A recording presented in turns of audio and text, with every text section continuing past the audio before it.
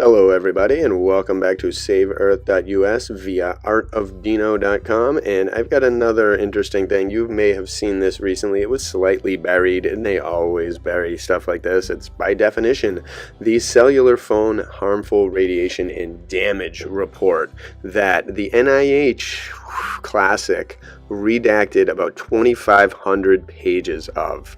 The research, the science doesn't matter to you. It only matters to no one, really, apparently, because they don't want anyone to see anything relating to this.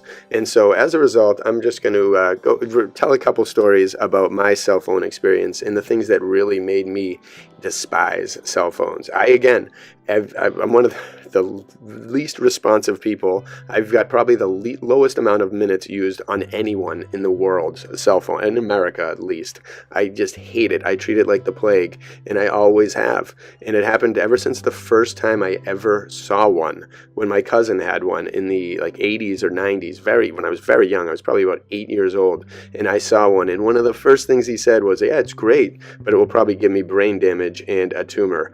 And he hasn't, thankfully, knock on wood, to this day, that hasn't happened, but maybe he's also kind of known that as well. But that stuck with me because he was an older cousin and he was very smart. But listen to this quote: "If you find a smoking gun, as NTP did, when it found clear evidence that wireless radiation was linked to cancer and DNA damage, you don't just walk away. You find out why the gun was smoking. So the basic fact that the research was stopped is deeply disturbing. We believe the public deserves to know exactly why they decided to stop and whether the wireless industry had anything to do with it." Of course they did. Beyond that, we just care about the research getting started again. And that is, of course, what needs to happen, because this is absolutely disgraceful how they could do 2,500 pages and redact every single one of them. And I'm going to show you what that looks like in fast speed here as I tell the stories.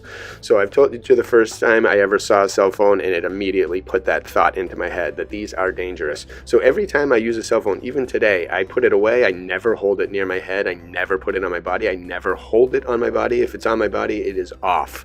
And that's just the way it is. And every time I even have to use it, I think of it as I'm sacrificing a bit of my life force for this. And then I put it away and keep it far away. And I recommend that to everyone.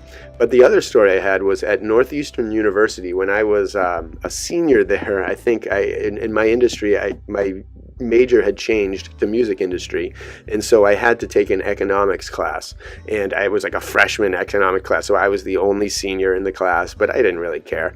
And so I kind of kept to myself in the back until one day when they brought in a guest speaker from AT&T. And I'll never forget this lady. She went on a tear for about an hour about how great cell phones are. And this, keep in mind, this is in 2003. So this is as cell phones were starting to gain more power. So she was just going off. She was running around the room. She was like jumping around. All the kids were like, all the freshmen were like, just like eating it up, gobbling it up.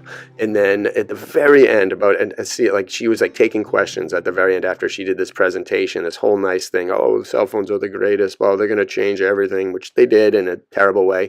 But she went on and on. And then when she was taking questions, I was like, what do you, I believe that it's putting something very close to your head that connects to a satellite or a cell phone tower.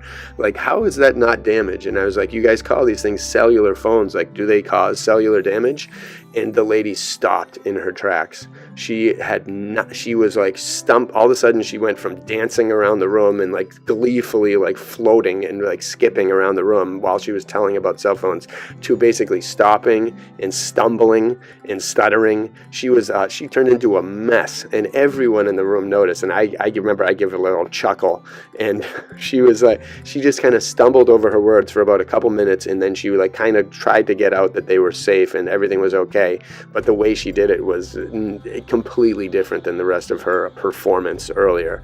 So it was really obvious and really pathetic, and I hope other people in the class got it. I doubt anyone did or changed their ways or anything, but maybe someone in that class witnessed that and considered it, because from then on I knew that there was something wrong, and I knew that that lady knew too, which means that they all know.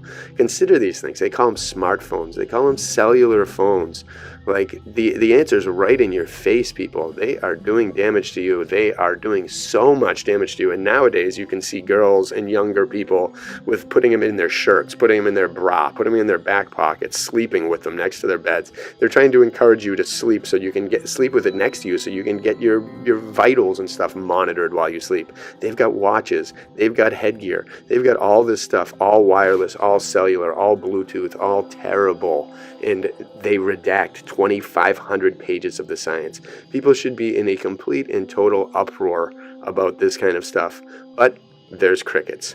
So I hope this maybe hits a couple people out there. But again, think about what they're doing. And again, you will see that it is glaringly obvious that these things are terrible for your health. Treat them like the plague, and you will be much better off. Bless you all from SaveEarth.us and artofdino.com.